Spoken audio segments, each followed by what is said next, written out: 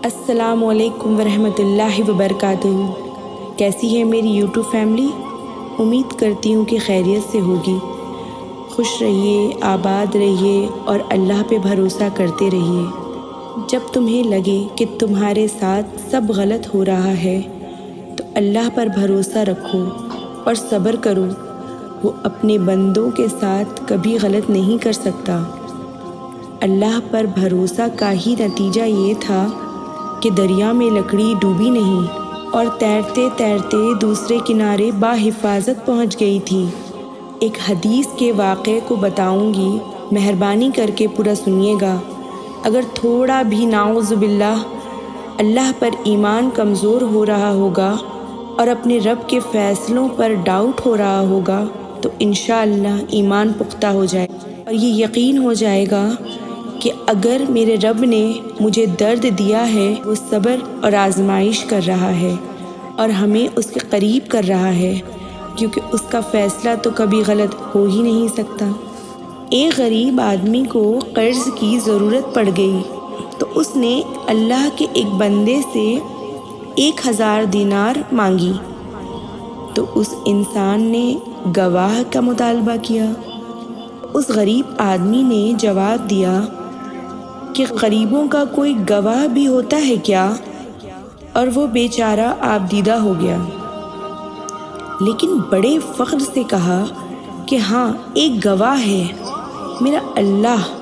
تو پھر اس اللہ کے بندے نے پوچھا، کوئی کفیل ہے جو تمہارے بعد وہ پیسے ادا کر پائے؟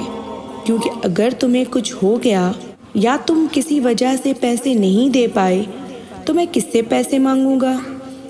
تو اس غریب انسان نے جواب میں کہا، کفیل بھی میرا اللہ ہی ہے۔ اس غریب انسان نے صاف صاف کہہ دیا کہ میرے پاس میرے اللہ کے نام کے علاوہ کچھ بھی نہیں ہے۔ اگر پھر بھی تم پیسے دینا چاہتے ہو تو دو، کیونکہ میرے پاس نہ کوئی کفیل ہے اور نہ کوئی گواہ۔ اگر تمہیں مجھ پر اعتبار ہے تو پیسے دے دو۔ اس نیک بندے نے اللہ پر توکل کر کے اسے پیسے دے دیے، کیونکہ اس غریب نے اللہ کو اپنا کفیل بنایا تھا اور گواہ بھی۔ دونوں کے درمیان پیسے واپسی کرنے کا وقت بھی طے ہو گیا تھا۔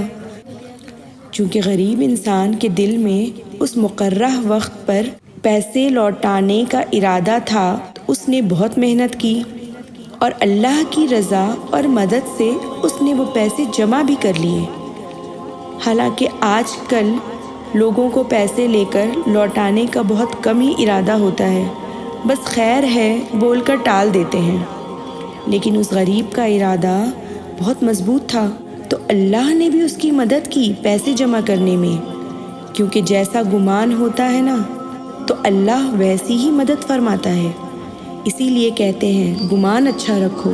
چونکہ اس دور میں دریا کا سفر رہتا تھا اور اس غریب انسان کو کشتی نہیں مل رہی تھی دریا کے اس پار جانے کے لیے جہاں اسے پیسے لوٹانے تھے، اور ان دونوں نے ایک وقت بھی مقرر کر لیا تھا۔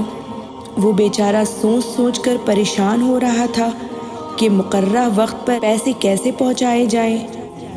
اچانک سے اسے ایک تجویز یاد آئی اور اس نے ایک لکڑی لی، اس کو بیچ سے کھولا، اس میں 1000 دینار ڈالے اور ایک خط لکھا جس میں اس نے لکھا، یار تمہارے پاس پیسے لوٹانے آنا چاہ رہا تھا، لیکن مجھے دریا کے پار جانے کے لیے کشتی نہیں مل رہی ہے، تو میں اللہ پر توکل کر کے اس کے نام پر اس لکڑی کو تیری طرف روانہ کر رہا ہوں۔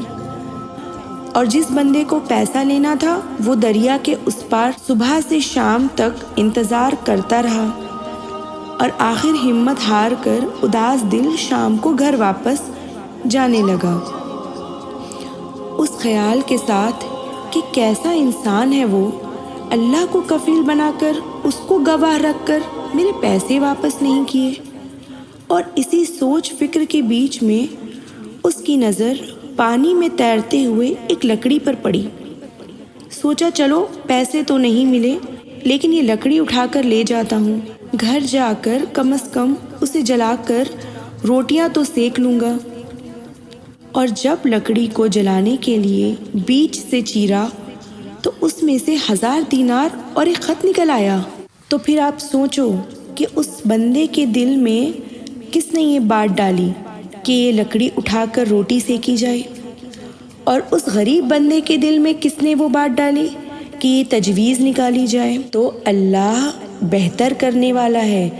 یہ سب ہونے کے باوجود بھی اس غریب انسان نے پھر سے پیسے جمع کرنے شروع کر دیے، اور پھر ایک دن وقت نکال کر وہ اس بندے سے ملا کہ بھائی میں نے تو اپنا ارادہ کیا تھا تمہیں پیسے لوٹانے کے لیے، لیکن چونکہ کشتی نہیں ملی تو میں نے ایک لکڑی میں 1000 دینار ڈال کر تمہاری طرف روانہ کر دیا تھا۔ تو اس بندے نے اسے کہا کہ تو اللہ کا شکر ادا کر، وہ لکڑی مجھے مل گئی تھی۔ سبحان اللہ۔ تو یہ ہے اللہ پر بھروسہ کا نتیجہ۔ ہمارے نبی کریم صلی اللہ علیہ وسلم کو کبھی بھی کسی بھی چیز کی فکر اتنی نہیں ستاتی تھی جتنا اس بات کا ڈر تھا کہ امت کا اللہ پر سے یقین کم ہو جانے والا ہے۔ اللہ سے جب مانگتے ہو تو اس پر پورا یقین رکھو اور اس سے کہو مجھے یقین ہے کہ تو مجھے دے گا۔ ایسا نہ کہو کہ تیری مرضی تو دے گا یا تیری مرضی تو نہ دے گا۔